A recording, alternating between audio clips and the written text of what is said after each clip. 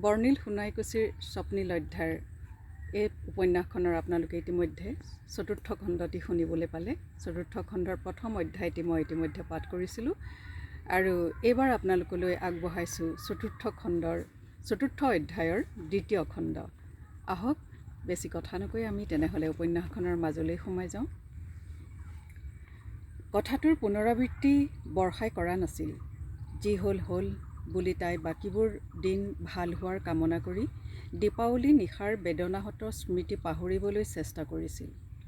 মনত গুজৰি গুমৰি থকা ক্ৰোধ অপমানক অৱদমিত কৰিবলৈ যাওঁতে তাইৰ যথেষ্ট কষ্ট হৈছে। কিন্তু সীমান্ত ক'তা? সীমান্তৰ হাৱভাৱত কোনো আত্মগ্লানিবোধ দেখাই নাই তাই। বৰ্ষাৰ ওচৰত কোনো অসহজ ভাৱ তাৰ আচৰণত পৰিলক্ষিতই হোৱা নাই। বৰঞ্চ দীপাৱলীৰ নিশা নিজকে মদাহী জোৱাৰী বুলি বৰ্ষাৰ আগত পৰিচয় দিয়াৰ পিছতো এতিয়া যেন সি নিশ্চিত, তাৰ এনে কাৰ্যকলাপ চলাই যোৱাৰ কেইদিনমান ৰুদ্ধ হৈ থকা পথটোৰ দুৱাৰ যেন সিদিনাই মুকলিহে হ'ল। তাৰ পিছতো সীমান্তই কেইবাদিনো মদ খাই জুৱা খেলি নিশা দেৰিকৈ ঘৰ সোমাইছেহি। তাই এতিয়া 7 মাহৰ অন্তঃসত্ত্বা। এনে অৱস্থাত বৰ্ষাই ফূৰ্তি মনে থাকিবলৈ পাব লাগিছিল। সন্ধিয়া অকণমান খোজকাঢ়ি সীমান্তৰ সৈতে বজাৰখনলৈকে হওক ফুৰিবলৈ ওলাই যাব পাৰিব লাগিছিল। কিন্তু নাই, সীমান্তৰ এতিয়া বৰ্ষাৰ বাবে সময় নাই।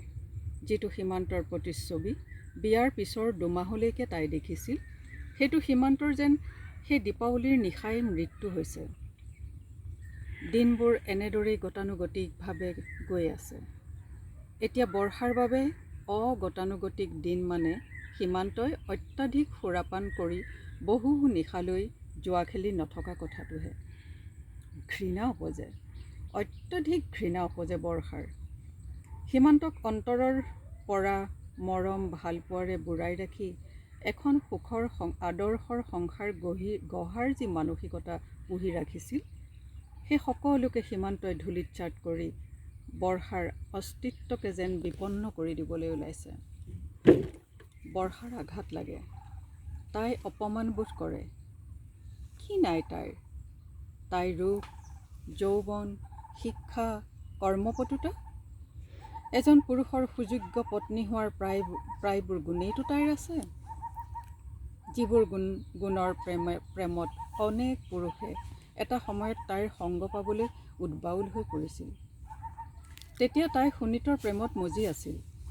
সুনীতৰ সৈতে বিচ্ছেদ হোৱাৰ পিছত কোনো পুৰুষৰ সৈতে বিয়া নহওঁ বুলি দৃঢ় ভাৱ এটা লৈ আছিল।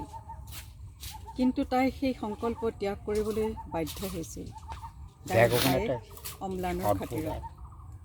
সীমান্তৰ লগত বিয়া হৈ আহোঁতে তাই ভাবিছিল, যি হ'ল একো বেয়া হোৱা নাই। তাই মৰমীয়াল সীমান্তৰ সৈতে এখন সুখী সংসাৰ কৰিব। কিন্তু ক'তা? তাই ভাবি ভাবি আচৰিত হৈ যায়। বিয়াৰ পিছত 2টা মাহ মদ জুৱা নোখোৱাকৈ থকা মানুহটো নাখাওঁ বুলিওচোন মদ নোখোৱাকৈ থাকিব পাৰিলেহেঁতেন। আচলতে সীমান্তই অতি সতৰ্কতাৰে মদ্যপান বাহিৰতে কৰি আহিছিল। জুৱা খেলা কামটোৰ পৰাহে কোনোমতে বিৰত আছিল। যিদিনা পুনৰ আৰম্ভ কৰিলে তাক আৰু এৰাব নোৱাৰা হৈ পৰিল। দিনক দিনে বৰ্ষাৰ সীমান্তক দেখি এনে লগা হৈছে যেন তাৰ মদ আৰু জুৱাহে মুখ্য। তাৰ প্ৰয়োজনত সি বৰ্ষাক কাষত পালেই হ'ল। বৰ্ষাই হেজাৰ বাধা দিলেও সীমান্তই তাৰ অধিকাৰ এটা সময়ত ল'ব জানে। তেনে মুহূৰ্তত বৰ্ষাৰ তীব্ৰ ঘৃণাৰে উপচি পৰে। তাইৰ শিক্ষা, নাৰীত্বৰ আত্ম অহংকাৰ, সংস্কাৰ সকলো যেন ফুটুকাৰ ফেন হৈ পৰিবলৈ ধৰিছে এটা মদাহী জোৱাৰী পতিৰ ওচৰত। সীমান্তৰ সেইবোৰলৈ ভ্ৰূক্ষেপ নাই। সি নিচাসক্ত। নিচাত আচ্ছন্ন তাৰ দুচকুত ভাহি থাকে কেৱল এটা লোভনীয় নাৰী মূৰ্তি। তাৰ উত্তেজিত অংগ প্ৰত্যংগসমূহে সেই নাৰীৰ কামোদ্দীপক অংশসমূহত স্পৰ্শ কৰি ল'ব খোজে অবৰ্ণনীয় তৃপ্তি। 7 মহীয়া অন্তঃসত্ত্বা বৰ্ষাৰ দুচকুৰ আৰ্দ্ৰতা, যন্ত্ৰণা, ঘৃণাক তেতিয়া সেই কামাতুৰ দৃষ্টিয়ে প্ৰত্যক্ষ কৰাৰ অৱকাশ ক'ত? বহুদিন বৰ্ষাই সীমান্তক বুজাবলৈ চেষ্টা কৰিছে। কেতিয়াবা সীমান্তৰ বাবে নিশা উজাগৰে থাকে বৰ্ষা। যিমান দেৰি নহওক লাগে সীমান্তক তাই বুজাবলৈ চেষ্টা কৰিব। নিশা 2 বজাত ঘৰ সোমালেও বৰ্ষাই নিজৰ মান অভিমান ক্ৰোধ সকলো জলাঞ্জলি দি সীমান্তক ঘূৰাই আনিবলৈ চেষ্টা কৰে। মোক ভাল পোৱানে? ভাল পাওঁ বাবেইতো প্ৰথম দেখিয়ে বিয়া কৰালোঁ। মই ভাবিবলৈ বাধ্য হৈছোঁ তুমি তোমাৰ জৈৱিক প্ৰয়োজন পূৰাবৰ বাবেহে মোক বিয়া কৰালা। তেনেহ'লেচোন তোমাৰ বাদে বহু ছোৱালীয়ে আছিল। তেন্তে তুমি মোৰ কথা নেভাবা কেলে? মদ খালোঁ জুৱা খেলিলোঁ বুলিয়েই তোমাৰ কথা নাভাবোঁ বুলি কিয় ভাবিলা? ভবা হ'লে তুমি মোৰ কথা ৰাখিলাহেঁতেন। আমাৰ দৈনন্দিন একঘেয়ামী কাম কাজৰ পৰা অলপ ৰিলেক্স বিচাৰোঁ বুজিছা। 2 এপেক খাই অভ্যাস কৰি ল'লোঁ, সংগও বাঢ়ি গ'ল। সদায় শপত খাওঁ, কিন্তু সেই সময়টো আহিলৈ কাইলৈৰ পৰা আৰু নাখাওঁ বুলি ভাবি সেইদিনা খাই দিওঁ। সদায় এনেকৈ কাইলৈকেই বহাই নি থাকোঁতে বছৰটোৱে পাৰ হৈ যায়। কাইলৈৰ পৰা অন্ততঃ সেইটোৰ খাতিৰত নাখাওঁ বুলি কোৱা না। বৰ্ষাই তাইৰ বাঢ়ি অহা পেটটোত সীমান্তৰ হাতখন ৰাখি কয়, চেষ্টা কৰিম, কিন্তু কথাৰে তুমি মোৰ মন ভৰাম বুলি কেনেকৈ ভাবিলা? সীমান্তৰ চঞ্চল হাতকেইখনে বৰ্ষাৰ বাধা নামানি বিচৰণ কৰে বৰ্ষাৰ শৰীৰৰ অসূৰ্য স্পৰ্শা অঞ্চলত। মনত বিৰক্তি উপজিলেও বৰ্ষা তেতিয়া বুভুক্ষু বাঘে কামুৰি কাবু কৰি লোৱা হৰিণীজনীৰ দৰেই হৈ পৰে নীৰৱ নিথৰ। দিনবোৰ এনেকৈয়ে গৈ থাকে। বাঢ়ি অহা পেটটোত বৰ্ষাই অকলশৰে বহি থাকিলে হাত ফুৰাই চাই কেনেকুৱা হ'ব? কাৰ নিচিনা হ'ব? ল'ৰা নে ছোৱালী?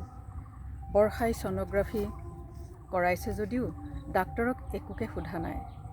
আগতীয়াকৈ জানি সেই যন্ত্ৰণামধুৰ মুহূৰ্তৰ ধীৰ মিঠা উৎকণ্ঠাৰ ইতি আগতীয়াকৈ পেলাব বিচৰা নাই। তাৰ হিয়াখন দুৰু দুৰুকৈ কঁপি উঠে সময়ে সময়ে। সীমান্তৰ কথা কাণ্ডই তাইক আঘাত দিলেও এই কণমানি জীৱটোৰ স্থিতিয়ে তাইক এক অনাবিল আনন্দত বুৰাই ৰাখে। কেনে লাগিব তাইৰ সন্তানে যেতিয়া মা বুলি মাতিব? বৰ্ষাই ভাবি ভাবি মনৰ ভিতৰতে সন্তান আৰু মাতৃৰ মমতাৰ মুহূৰ্তৰ এখন ছবি আঁকি সংলাপ দি আখৰা কৰি থাকে, য'ত সীমান্তৰ স্থান দিবলৈ তাইৰ অভাৱ হৈ পৰে। কি কৰিব? সীমান্তই সন্তানক কি শিক্ষা দিব এনেদৰে? নাই, বৰ্ষাই সৰুৰে পৰা নীতি শিক্ষা চাৰিত্ৰিক জ্ঞান দিবলৈ চেষ্টা কৰিব তাইৰ সন্তানক। ভাল বেয়া সকলো বস্তুৰ সৈতে পৰিস্থিতিৰ সৈতে তাই মুখামুখি কৰাব। তাৰ পিছত কোনটো গ্ৰহণীয় কোনটো অগ্ৰহণীয় সেই দিশটো সিহঁতক ভালকৈয়ে বুজাব। তাইৰ সন্তানৰ ওপৰত যাতে দেউতাকৰ বদ অভ্যাসৰ প্ৰভাৱ নপৰে, বৰ্ষাই প্ৰতিকূল পৰিস্থিতিটো এই দিশলৈ লক্ষ্য ৰাখিব লাগিব। বৰ্ষাই যিটো অনুমান কৰিছে, সন্তানক জন্ম দিয়াৰ পৰা ডাঙৰ কৰা শিক্ষা দিয়ালৈকে সকলো দায়িত্ব তাই অকলেই ল'ব। সীমান্তৰ ভূমিকা কি হ'ব সেয়া সহজেই অনুমেয়। নিশ্চয় আপোনালোকে বুজি পাইছে। এতিয়া উপন্যাসখনৰ আমি আৰু গভীৰলৈ গৈ থাকিম। এই যে সীমান্ত আৰু বৰ্ষাৰ মাজলৈ আহিব লগা সন্তান দুটি কি হ'ব, আৰু বাসন্তী আৰু তাইৰ ভাগিনীয়েকৰ কি পৰিণতি হ'বগৈ অৱশেষত।